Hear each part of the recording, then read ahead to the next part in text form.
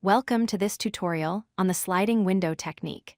This is one of the most powerful patterns for solving coding interview problems related to arrays and strings.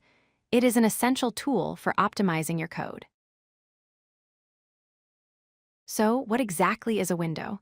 Imagine you have a long stream of data, like an array of numbers. A window is simply a specific subset of that data that you are looking at right now.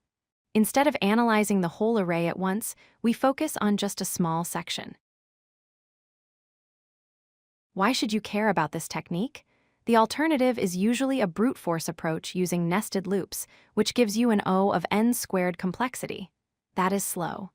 The sliding window technique converts this into a single pass, giving you O of n linear time complexity. It is much faster. There are two main types of sliding windows. The first is the fixed size window.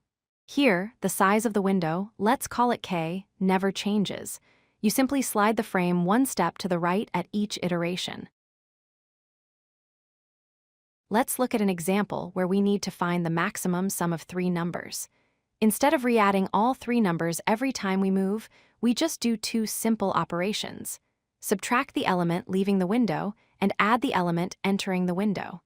This saves a lot of calculation. The second type is the variable size window. This acts like a caterpillar. It expands its head to the right to include more elements and pulls its tail from the left to shrink when a condition is violated. A classic example is finding the longest substring without repeating characters. The window grows as long as characters are unique. If we hit a duplicate, we shrink the window from the left until the duplicate is removed.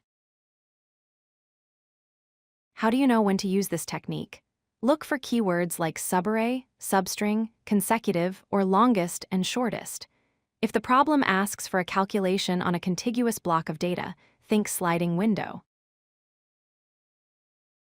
To summarize, the sliding window technique is an optimization strategy that turns nested loops into a linear scan. It reuses previous calculations by maintaining a state, and it comes in two flavors: fixed size and variable size.